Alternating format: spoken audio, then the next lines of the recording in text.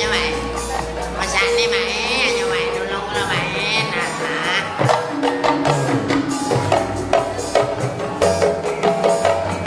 cái này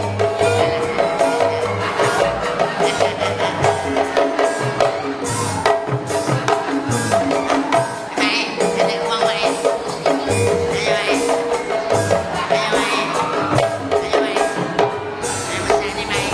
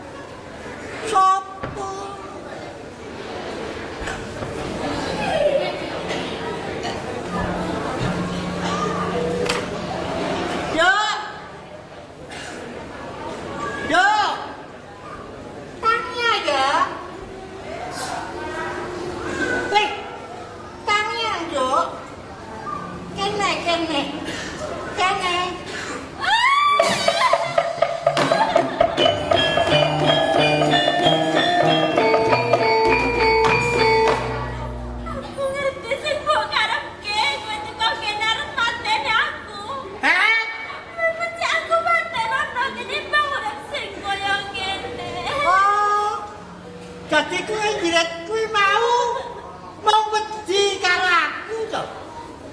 Lah kowe mana ora wedi wong aku dhewe ya wedi ta. Sing ora wedi sapa kok kaya ngene? Kene nduk. Aku tekan papan kene iki. Iki aku lila ya bapak pateni tinimbang aku urip nandang sengsara kaya ngene. Ya mergo kowe sara, kowe nelangsa iki, aku banjur tekan kene arep pitulungan karo kowe. Lungokke, kene maju kene.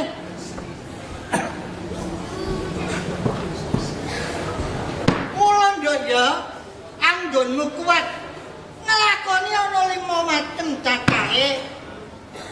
Yen to kowe wis kelakon penak aja kok lalekke.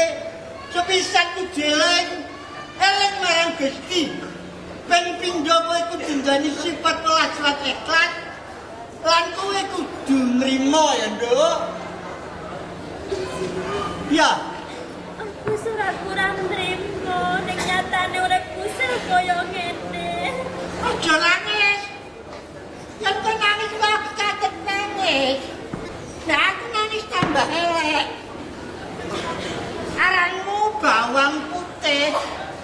Bawang putih ngene nak ya. Aja kesuwen. Iki tampan ono. Iki apa? Lho. Rungokno ya. Omong aku ki temenan. Omong aku ki serius. Bukan basa-basi. Iki panganggo.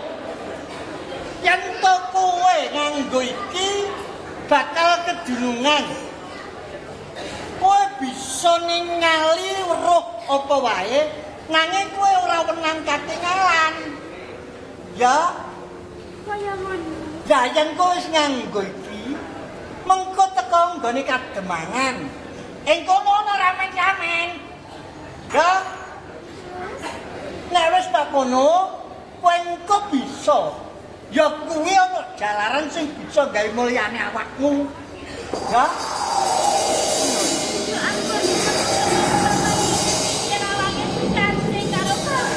Bapak aku iso bantu karo kowe. Lawang tak buka saka njaba. Matur suwun sampurne ya, Dan pancen kaya ngono, nek wis tak ngerteni kabeh, aku tak bali ya. Aku bali saiki manggonku Kastinjana. Yen aku nang pawon, saiki nang kompor. Ya.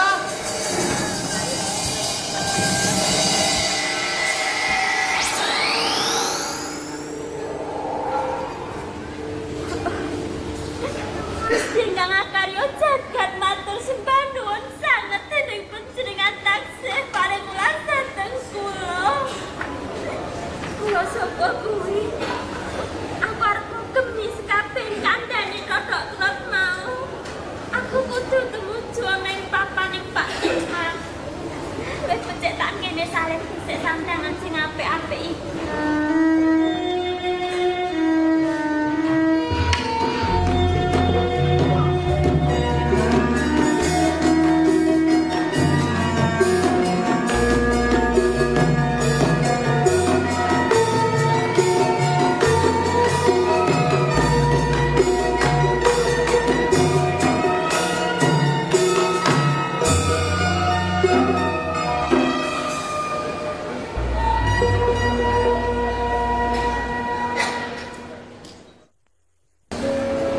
Bune, Ya ora mati. ing dina iki kabeh para sedulur-sedulur lurah-lurah wis padha teka. Coba aku tak rembukan. Ing dina iki aku bakal rembukan babagan kapribaden. Mula yen ana lirat-lirining anggon ngomong kowe ya tak parnake melu cawe-cawe ya. Wis kok akeh ya Bu ramane. Kakang Lurah Sentot Kula Kidemang uga marang jeneng sira Kakang Lurah Bawa lan Ceket Sliramu wis tak aturi ana rompok ing kadenangan kene. Sing sak perlu bakal tak jak. Wawan gunem anggonku bakal nganakake seneng-seneng. Oh, nggih. Sebabe ing dina palenggan iki yen tak itung-itung mengeti dina kelairane putraku Prasetyo wis genep 30 taun. Mula dina ing palenggan iki aku bakal nganakake seneng-seneng tayub. Mriko ora jumbo kalian panyuwunipun ingkang putra ing ajeng lagi ngaten to, Gus. Inggih, Paman. Inggih, Rama. Karasan pengganipun Rama sawanci-wanci menika karasan dhateng kelahiran kula pas menika pun nyuwun payung. Lho, kok sik wong wis jaman kaya ngene kowe bocah nom-noman kok njalukmu kok tayub. Mangke rumiyin Rama, sabab menapa kok kula nyuwun payung? Iya. Menawi dipun tingali menika kina. Menika tumrapipun ari sak menika mboten sae. Namung kula kentutan bilih tayub menika pamanggih kula langkung prayogi bilih menika mujudaken kaluhuraning seni budaya. Nglurake kesenian budaya tinggalane para sesepuh kang wis padha tundul ning jaman saiki. Nggih. Rak yo ngono ta, Dik? Piye, kowe seneng kabeh yen Kamas pas dina wiyosan iki ana tayub mengko iso bekso bareng. Seneng Mas. Seneng ya? Gini. Ayo kowe nggih sami. Loh. Lah kok ana tamu? Monggo. Nuwun sewu. Monggo. Nggih. Ilujeng. Pangestu. Menika Kang Putra menika. Nggih. Aduh, kaya gagah Mbak. Ganteng banget kok. Nggih, monggo. Ya. Plak. Sampeyan sinten? Plak, karangan plak. Plak. Aku nek kene lho, gue gak tak ora bareng. Niki anak kula yang nomor kali. Nggih. Nggih, lha menawa ibu tarik. Nggih. Ngaten ki, Demang. Para ingajeng kula ugi sampun perintah dhateng para bebahu dhisun. Nggih. Pun enten sing kula pasrahi golek sinden lan yoga. Lah niki sing kula pasrahi golek panjak niki kula pasrahi golek sinden. Terus anggonmu golek sinden lan panjak apa wis rampung? Ampun Sindene kok ngendi?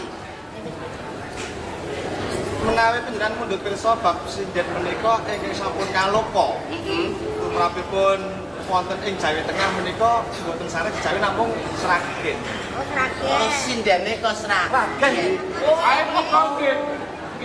Oh, sinden kok anu Sragene kondang to? Nggih, Panjenengan saya ngono Upaminipun kados sinten? upaminipun kados sinden mentir rumiyin wonten. Ingkang sok cakapanipun ayo yo ngaten menika. Nggih, matur nuwun. Lah, Demang Ceker sing golek wajibane golek panjak. panjak piye? Sampun. Ae Paman Lurah. Sae pimpinane sampeyan. Golek sing apik. Lah iya. Sedaya mboten badhe nguciwani gitu. Oh, nggih, matur nuwun. Arek kados sedaya menika sampun sami samapta. Nggih. Kanten nenggo dawuhipun Ki Demang benjang menapa kali kita. Nggih menawi anu jak menika kemawon. Lah menika. Yo lah ilami kok. Monggo. Menika Kakang betul kalau yang sejuta mboten saya jatuh itu Mbak kok tadi padu. Yo. Wo, dasane kemarin iki kemarin Ini Bayu wah. Menika sebelahipun nyang kene kemarin bae. Ben Mbak Yu kalau mau. Sampeyan kene kok golek ning omah kakak. Ayu. Wah, Menika saking Karang Jati. rombonganipun kathah. Golekane niki wayah pintu niki rek golek. Sampe kados sinden pinter. Nggih. Nanti sampun kulinten Ora bawon pinter. Panjure jere lho. Laluan, Monggo. Daerah Demang Susila, Nggih, Ki Haji Pirun. kula ingkang sowan.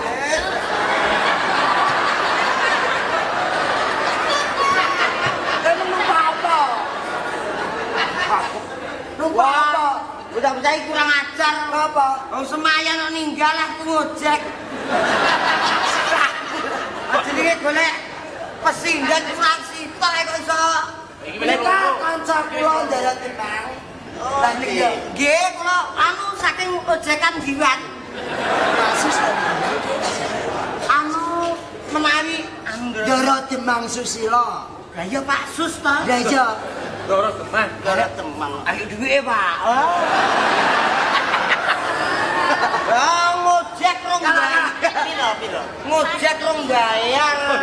Kaya mau wis kewang makan bareng kowe jalo. Kowe kan jangke ketemu Pak Sus nyuwun dhuwit lagi nggon. Lah iki kok sing nambahi sapa nek ra? Oh. Nuwun sewu Ndara Demang. Bak. Iya. Nuwun sewu lho. Nuwun sewu, Mas. Oke. Lah iki kok ndas sakmene kae. Iki kok racak nyelawe. Kowe pangkling ora soklat. Sing ndi? Ya. Pak, grupe dhewe ngono lho. Pangkling ora gereten. Sing ditak kuwi lho. Walah, kowe nyampur to sleng. Bagyo. Apa syukur. Putrane Ndara Demang Raden Prasetyo. Lah sing roh sapa tau bendina yang ngojek karo aku lho. Ngapunten lho kaya wah kowe nyapa to sleng ha. Lah Aku putrane Demang kok serang-serang. kan nenek harian pamane. Heeh. Betul Bagyo celuk. Ya. Awakmu celukamu mencos. Heeh. Rumejon terus aku. Heeh, Jalodong. Lagi neng ojekan kono apalane wong-wong iki? Sapa? Kok Marseno ngono kuwi ora apal. Heeh. Sleng nyandi. Kowe nyapa to sleng?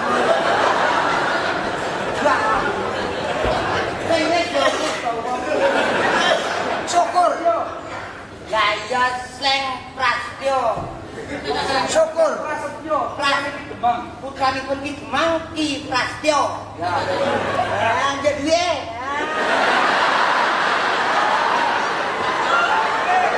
Bapak dindi jalu duwe. Wong kok dindi kok jaluki duwe iki cepeten iki kok iso nganggo ngene iki lho kok. Iso.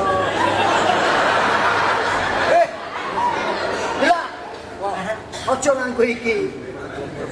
Ninja. Pura-pura ninja. Bangsaku. Prasetyo. Nggih, Mas Tas. Kaya buyan ya ta. Nuwun sewu Ndara Demang. Nuwun sewu lho Ndara Demang kok. Lega.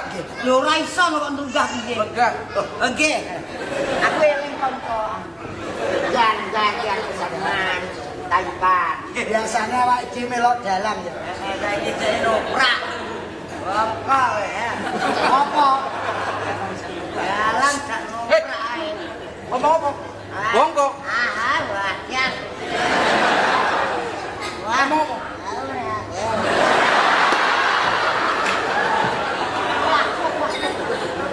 Ndara Demang Susila, langen tayub kula ingkang pinangka napa niku calang-calang kalian ndara-ndara lurah menika wau. Kowe matur lapura. Maju. Konsumsi maju. Anu masalah Lega. Lega sing apik, lah kok kaya manuk. laporan. Kula bagian konsumsi. Lah soal teh menika terpaksa mboten saged kento. Kula damel pucet wonten tok. Lha kok ora iso gawe kendel. Lah ki wis. Heeh. Aku kok nek gak lho iki. Iya. Kangge tumbas teh. Iya. Ngene lho Kang Kinun. Cik. Gandeng iki kabeh wis komplit. Pun komplit. Antarane sinden lan panjang. Ji. Mula prayogane diwiwiti saiki. Dipun wiwiti langen tayub menika. Sindene kon ndi iki? Lah iki Sragen jare. Sragen iki lho. Kok jare kok metese wae ya? Mentir. Oh, meter. Meter. Nggih. Lah iki sapa kok ayu melur? Lah iki panganan apa to iki? Iki putraku kok panganan. Aku ora tau bener iki. Pripun to? Kayak iki adikku. Lah nggih Kayak dudu Pesinden kae Wis sak teleraman lah kaya lapis. Terus dadi pandangan kula ki kaya lapis, kaya uang. Pertama kula ngomong panganan apa iki? Yang kedua, orang ngerti nek iki putrane Ki Demang, adike sampean. Ya ngono piye, Pak? Ya ngono kok piye? Lah iya. Apa ta sih? pun kok kaya dijaluki duit Monggo. Prayogi lenggahipun Ki Demang radi mriki nuwun sewu. contoh iki Nggih. Nuwun sewu, Bang. rokoke diselehke Iki kowe iki noprak rokok. monggo muli Kang Mas Kowe iki kaya kenyih jenenge ketoprak iki kaya oleh kecut kaya. Monggo putra-putra radi geser mriki. Kene. Ah, monggo. Awar najub lah. Monggo. Boleh kalah. Aku lak wis ngomong to. Apa? Angkat tangan lihat ya. Bagian kosong. Aku kepala bagian konsumsi. Oleh mulai ke komunikatif. Bocah dikatani bocah kaki kutu. Ayo ku sapa iki? Monggo kawiwitan.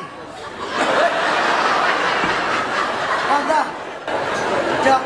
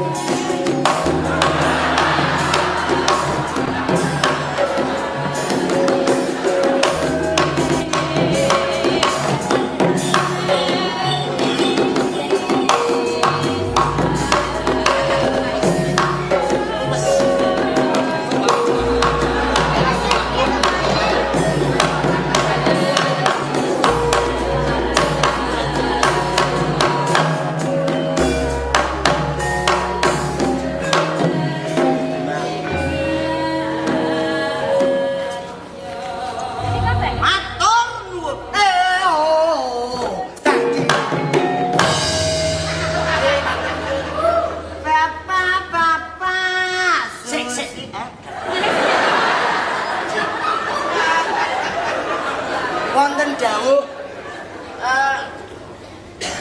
aku kuwi suwe ora tau joget. Mboten nate beksa. Ora tau joget. Lah aku saiki ketemu karo Kang Mas Sandirono. Kira-kira 2 tahun ra ketemu lagi aku makilke karo Mas. Monggo kapasrahaken. Mas Sandirono kula dipun kandhani. Matur nuwun wakile aku. jane nak duit Ya, matur nuwun kan? Iya.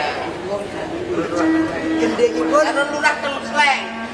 Monggo Kang Sleng karo garing sandirene. Sandirene. Teng Sleng. Jalan-jalan itu.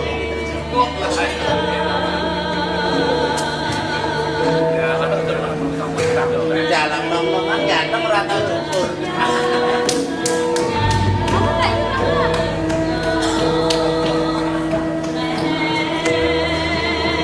Mas Sandirono nyesuli menipun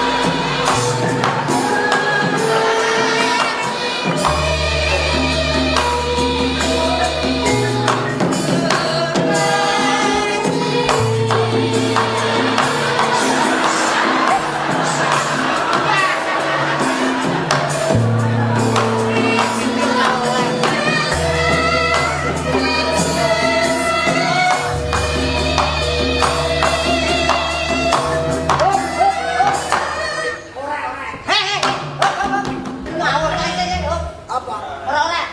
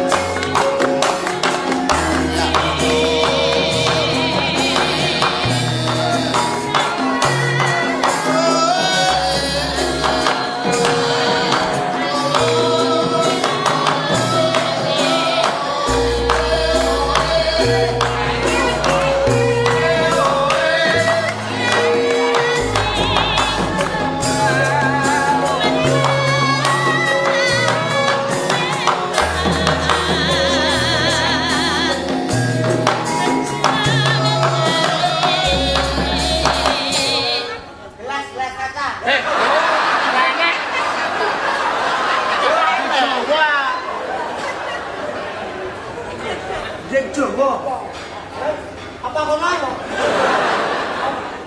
Ibanai. Apa? Satu banget. Parang kekes. Manut piro? Parang kekes.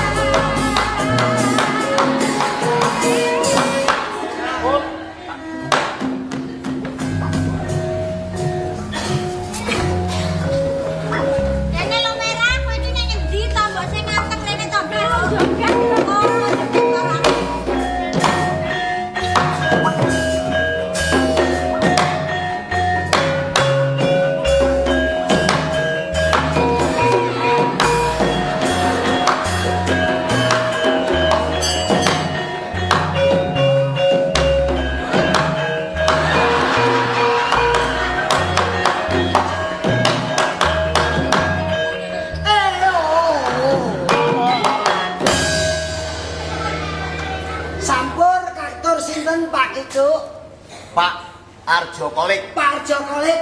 Gendine Pak Bapak Arjo. Bapak Arjo.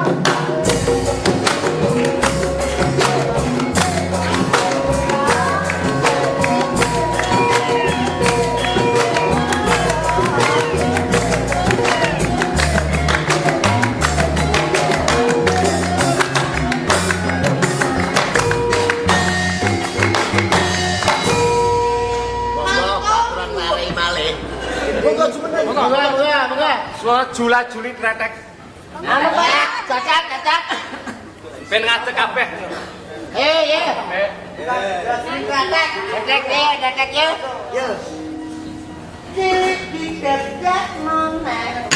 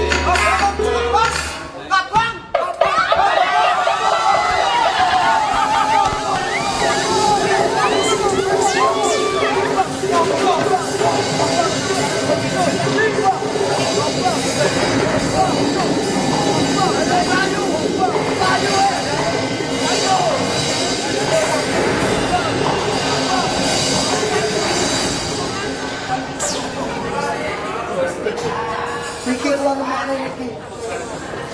Kowe iki ngopo?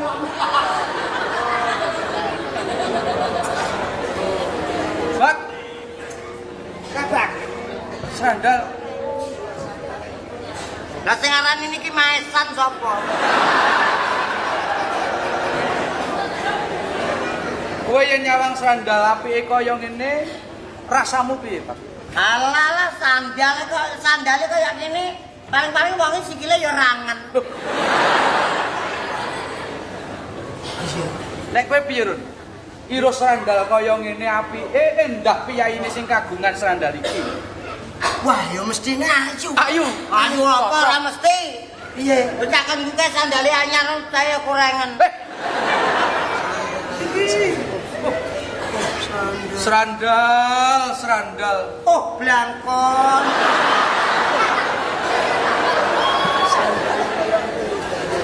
Serandal kok kaya ngene apike, ndak piyaine sing kagungan.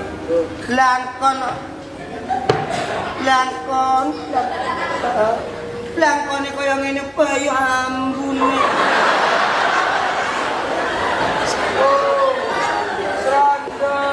Serandal. Oh, blangkon. Oh, telek. Nah, lah iya telek kena diteki sandal.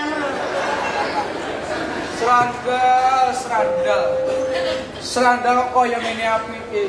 Enake tak kapake sandal. Dipangan.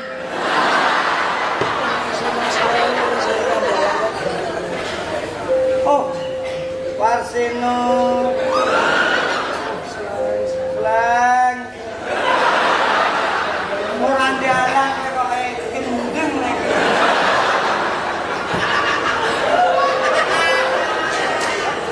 Pripun. Karepe piye? Durung kali sandal karepe pripun? Serandal kok alus kaya ngene kok Pak. Endah piyaine sing kagungan iki, Pak. Ora mesti. Wong kok gandrung sandal. Anang toko kae nek perlu kok saking ngene sandal.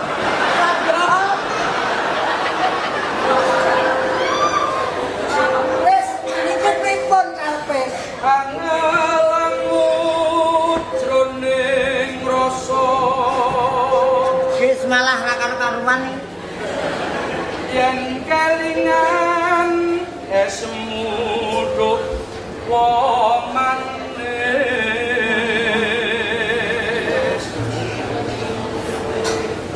Wetengmu kan ketemu tansah katon ning netra. Suarane apik ya. Gundul Pak.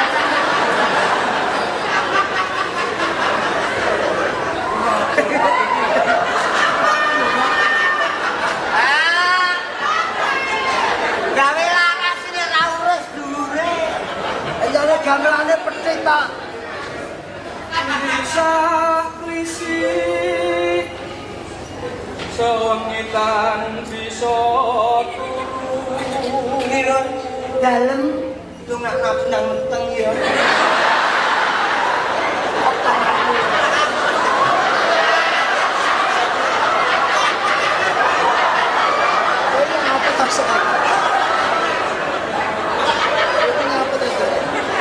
Terus anandang loro asmara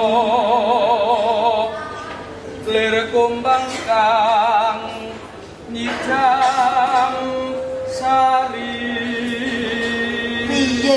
Ndara Demang. Pripun putranipun kados ngaten menika? Lho, sempat.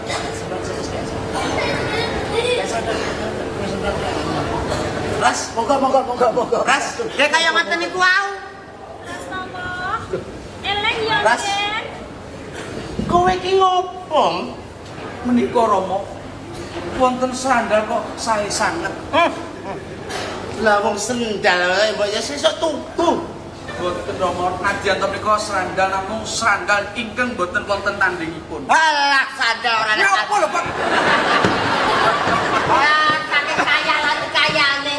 Gojelan. Kuwi bener Bagio. Lah wong cah iki kok ganggu gawe Raden Prasna. Hei, lah. Kowe aja sembrono. Leno pangedam. Wani kaya Sing tawet dene apamu? Apa kowe wani karo golek deleng. Sing tawet dene apamu? Maju kowe ya. Oh, leno pangendamu sabetake siti pantolo sumbyul kuadamu. Dalane sapa? Slen.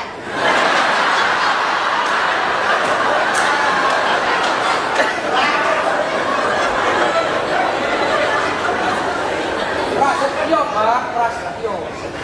Gengge aku punya rekaman dalam slen kok. Sandal kok. Mas.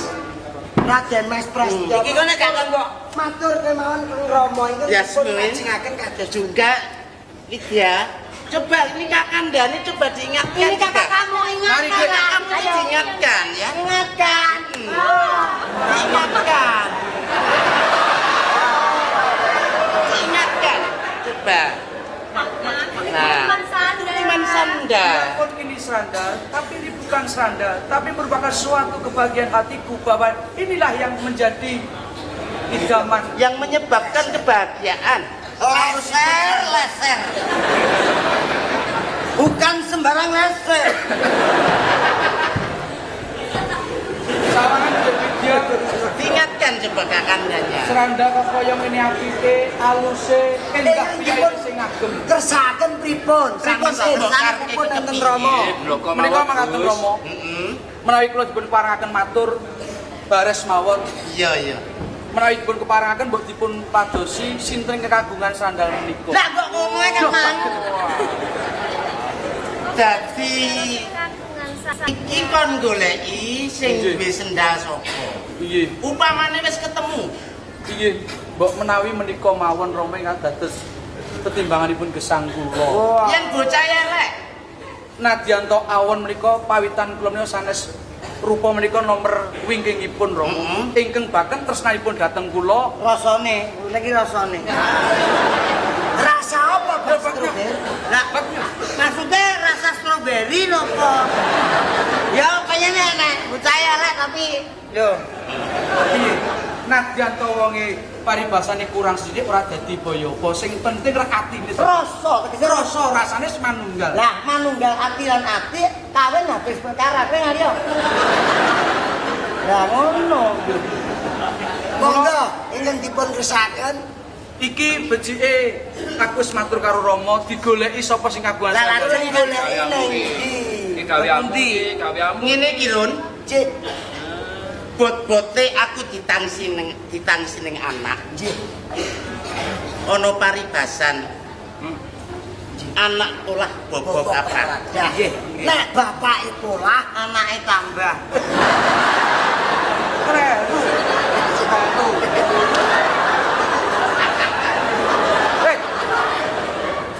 Ingkang dipun kersaken Ndara Demang Susilo. Aku njaluk keringetmu setetes. Monggo kula aturi ndilat. Iki demang ora. Keringet aku kon dirake yen dipun kersakaken. Kula ndak rakyat iki wong kurang ajar. Jaluk panganan yo duwe aku diparingi lah apa meneh dijaluki keringet. Tegese gawemu. Oh, ngaten. Tegese iki gawemu. Ingkang dipun dipun nyambut gawe ora ngetokke keringet. Nggih. Nah, aku njaluk tulung golek ana sing kagungan sendal iki. Yo, Bang. Tolong goleki nang ndi no? Niki sandal niki kula nyegat kira-kira prapatan Yo, heeh. ya prapatan berapa? Karmu wae aku kanggo cek to, Bang. Mesti ngerti. Arep ngilangi nyawaku kok. Oh, sandal aku dibanting Bang, yo elek. Lengser. Nggih, nggih. Ya aja sia-sia karo sandal iki, Bang. Mboten. Yen wis sia-sia sandal iki padha harus sia-sia karo jiwa. Mboten banyak ngono Sing apik. jiwane jiwa sandal. Iki nek jan sandal ning atiku, Bang. Nggih. Ngerti yo nek sandal iki nganti tok tibake meneh ijole gulung. Nggih, tampani nggih. Wah, ndane mentolos iki. Ya engko nek ditibake meneh dipotong honore. Betul, galah, betul. Aku ya lah kok ngomong apa ae monggo. Tapi nek aku sampe dipotong honor, Piye? Oh, enak disuwi. Bagaimana menurut Bapak setelah Bapak diketahui akan dipotong honornya? begini Pak, sebetulnya ya nggak masalah. Untuk itu pelaksanaan selanjutnya apa Bapak akan meresmikan proyek ini? Ya memang segala sesuatu nanti ada yang saya serahi, tapi alangkah baiknya saya yang meresmikan sendiri. Tapi bisa bicara banyak-banyak deh Kiron. Saya mau ketemu sama Dek, menurut sama sandal.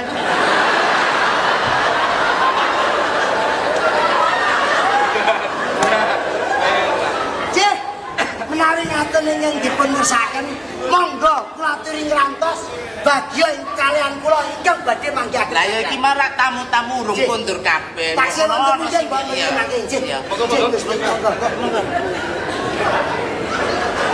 Ini aku di kamarnya deh. Berapa?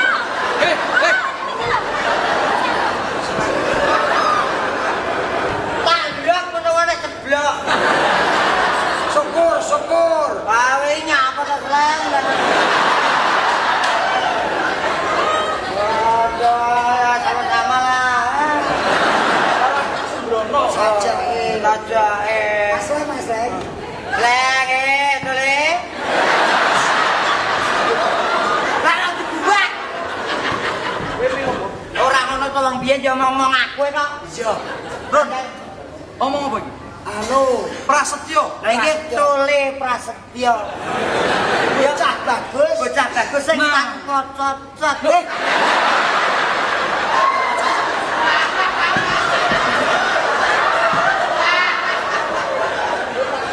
Maksudnya yang enggak luka. Cacat. Gila bahasa Indonesia ini kalau Jawa. Kalau Jawa ya kakak.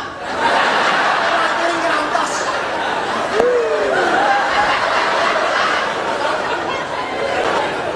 Monggo.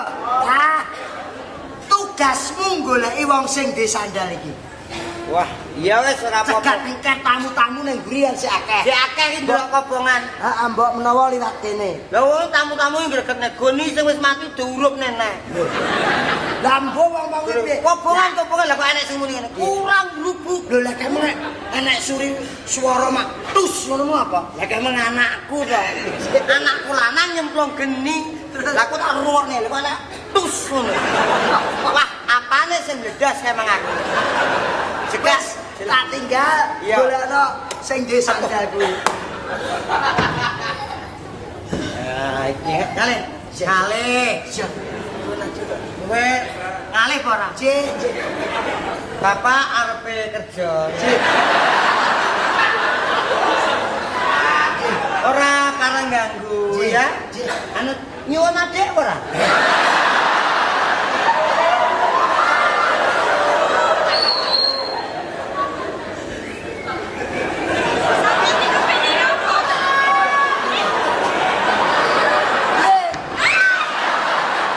piye? Cocok sekali.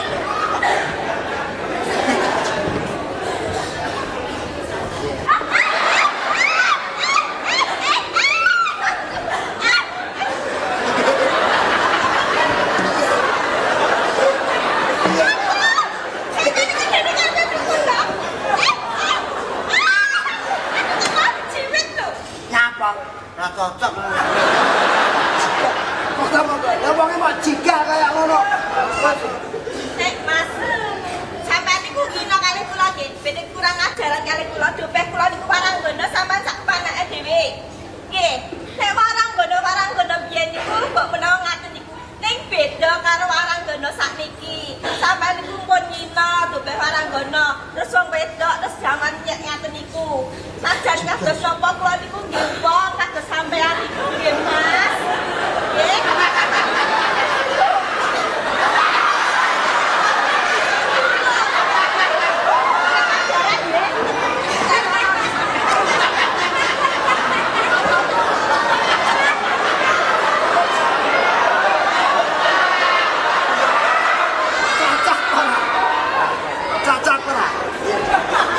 Delok gamjong kok yo giek.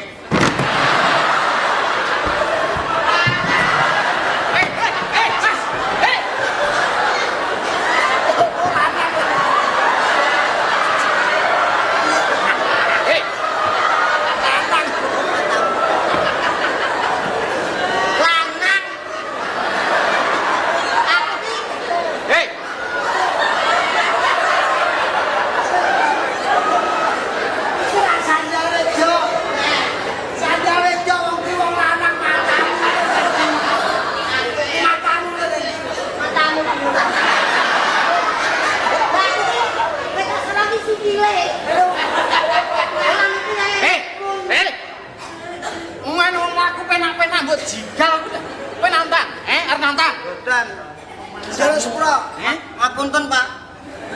Wong luput ki njaluk ngapura lumrah. Nyuwun pangapunten, Bu. Pak, nggih. Bu, nyuwun pangapunten, Bu.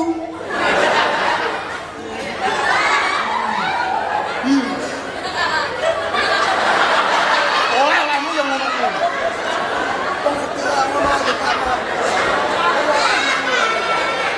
Wong-wong iki nyapur.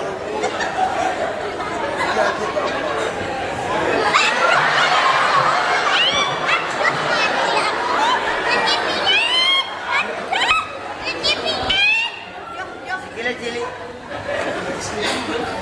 Racake cilik racake piye? Sapa? Lah, tekku biyen kok. Ya, Sinem. kowe kuwi lho jane. Alah Gusti nyuwun ngapura. Kowe iki saiki edan apa piye ta, Bang? Piye? Hah? Kowe iki edan apa piye? Alah ora ketemu pirang-pirang sasi kok rupamu kaya coro ta, Le. Sinem ayane. Bojone nono, sikilku nyapa? Sikil api-api. Gusti nyuwun ngapura. Lah iki kok kaya aduh-aduh. Masak.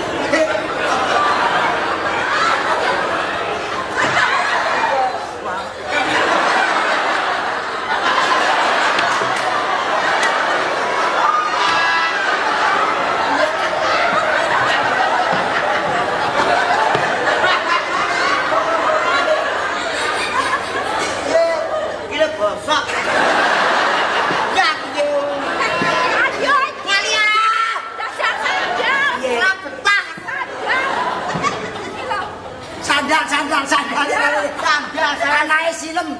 Sandal. Reto kali ya. Sandal. Mas. Sandal, Mas. Sandal. Sandal. Ngajar. Yang kok berakane.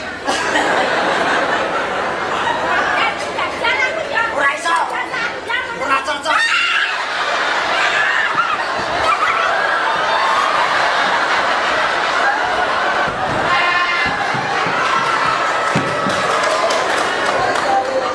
Ngamuk aku.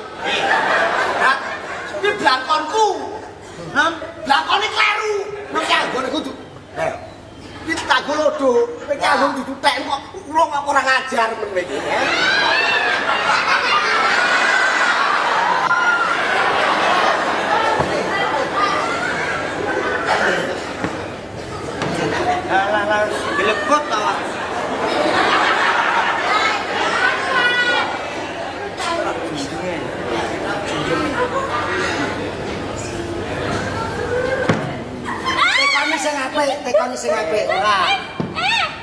Aduh niki ajeng dinapak niki. Menenge to ora lama. Tas. Dora. Lah niki pas. Dora pas.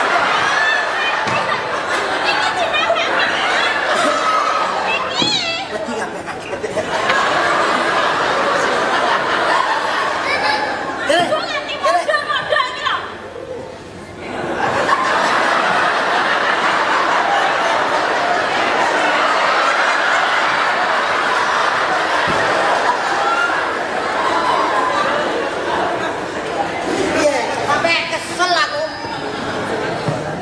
Aduh.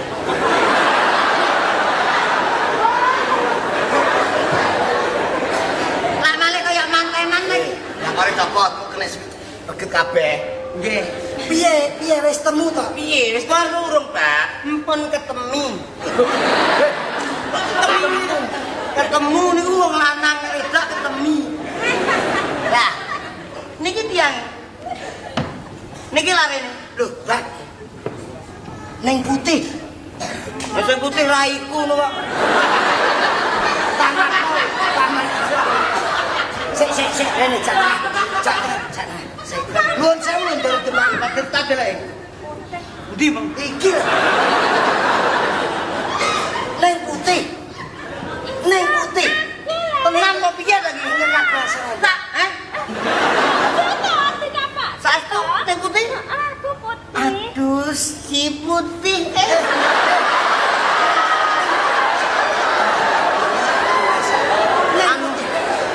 Mangke umpama nggih. Kira niku memberi kesempatan.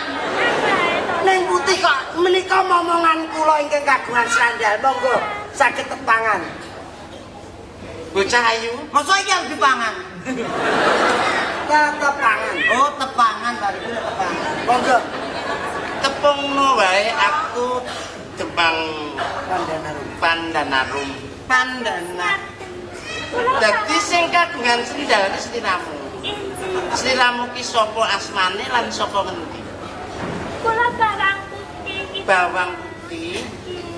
Kula anake Sudagar Kolek.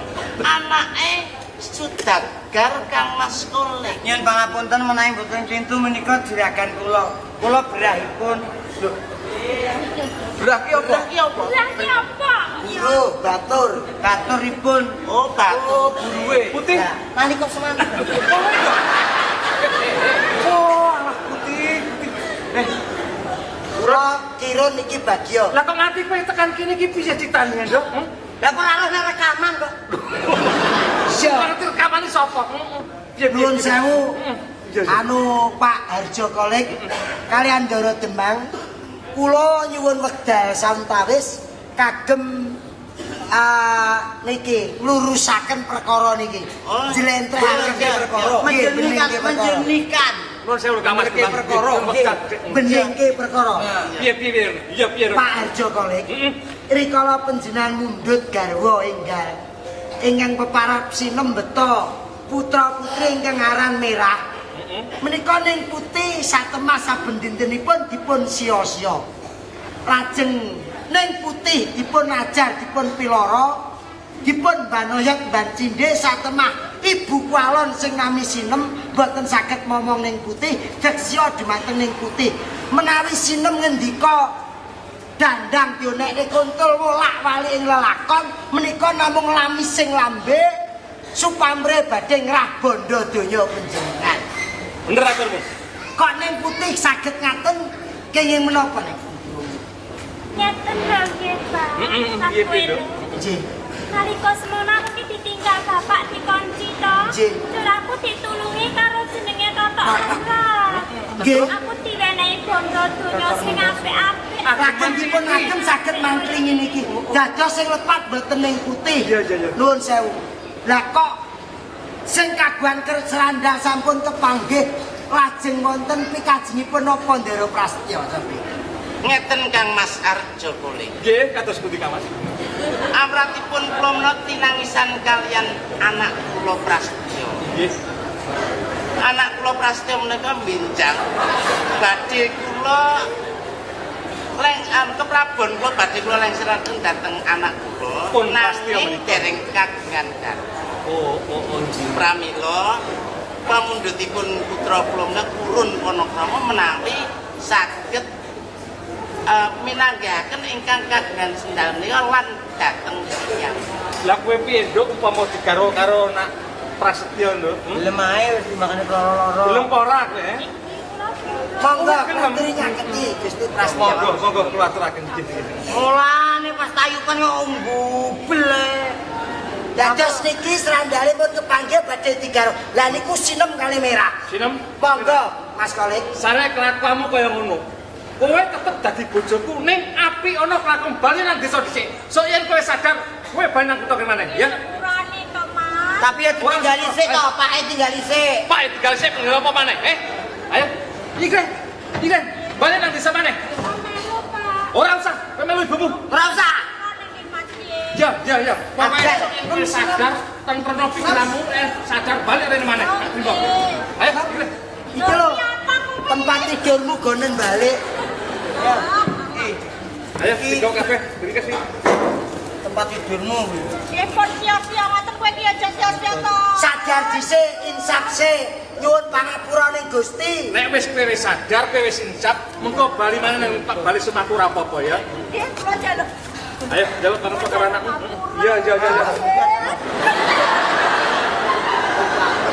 Ayo, sepura. Jaluk sepura pisan, Mas. Ayo mungkin. Jaluk sepura. Ayo. Jaluk sepura. Karo anake. Ayo. Bagyo. Hei, iki anakku. Ah, kok pengen ngomah ya? Kurang ajar. Ya repot, tak mulai ya ndak putih. Wis bali dhisik. Iya. Ayo bijak sik. Potonganmu kaya motor-motoran. Dados mekaten Kang Mas Tarjo punika. Nggih, ingkang kados pundi malih Jogeng Putra menika sampun tresna kalian anak kula. Monggo dalem Menika sumangga. kula suwun menika dipun resmikaken dinten ing sak menika pindah kalorsan menika tasih wonten sederek-sederek sedaya. Nggih. Kabeh sami anyeksen.